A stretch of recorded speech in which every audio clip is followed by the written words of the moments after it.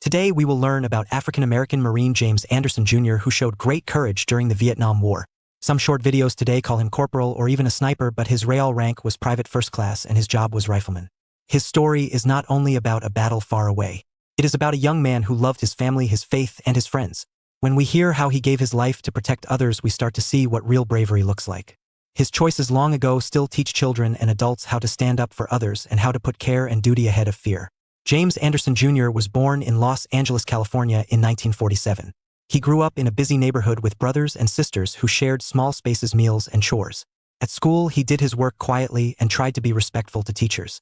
At church, he listened to lessons about love, sacrifice, and helping people in need. Life was not always easy, yet he learned to be patient and kind.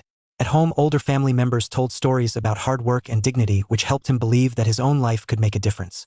These early years shaped his heart. They helped him learn how to think about other people first, which later became the center of his most important choice. After high school, James went to Los Angeles Harbor Junior College. There he studied and thought about what he wanted to do with his life. He enjoyed church life, and many people believed he might become a preacher or a leader in his faith community. He was the type of young man who listened more than he spoke. Friends and family noticed that he did not just talk about doing good. He tried to live it each day by being helpful and calm.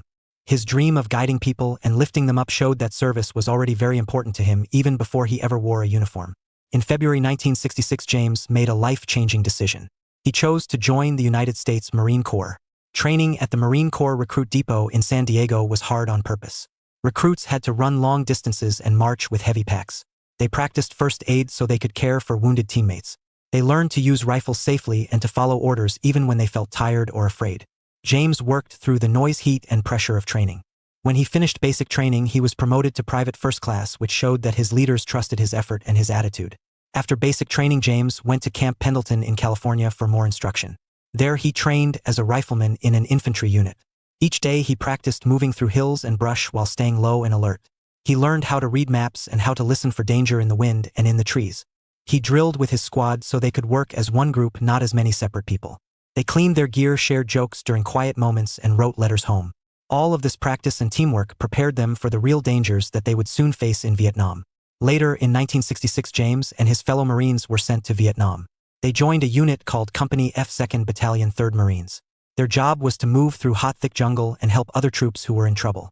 The land was full of mud, insects, tall grass, and hidden paths. The weather was often wet and heavy. The Marines carried food, water, and ammunition on their backs while they watched for enemy fighters.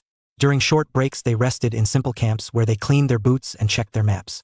It was a place where a single mistake could cost many lives. To stay safe, they trusted their training and they trusted each other. In February 1967, James and his platoon were sent to help a small patrol that had been trapped by enemy fire near a place called Cam Lo. As they moved through the dense jungle, enemy soldiers opened fire from close range. The Marines hit the ground and tried to find small spots of cover between trees and bushes. The air filled with noise, smoke, and shouts. In that tight space, an enemy grenade suddenly landed among the group and rolled near James. Everyone knew that the grenade would explode in just a few seconds. There was almost no time to think or move. At that moment, James made a decision that showed the deepest kind of courage. Instead of trying to crawl away, he reached out, picked up the grenade, and pulled it against his chest. Then he curled his body over it to shield the men around him. The grenade exploded beneath him. His body took most of the force and sharp metal. His nearby friends were wounded, but they survived because he gave his own life. He was only 20 years old. His act became a powerful example of love for others, stronger than the instinct to run or hide. After his death, the nation learned about what he had done. In August 1968, his parents received the Medal of Honor on his behalf, which is the highest award a member of the United States Armed Forces can earn. He also received the Purple Heart and other medals from the United States and from Vietnam.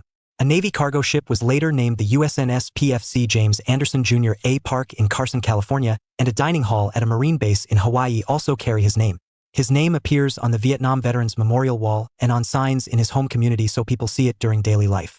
Today, teachers, families, and Marines share his story so that new generations can learn how one brave choice can change many lives and inspire people to act with courage, kindness, and respect. If you like this video and would like to see more content like it, please give it a thumbs up, share it with others, and subscribe to our channel. Our goal is to educate and preserve history.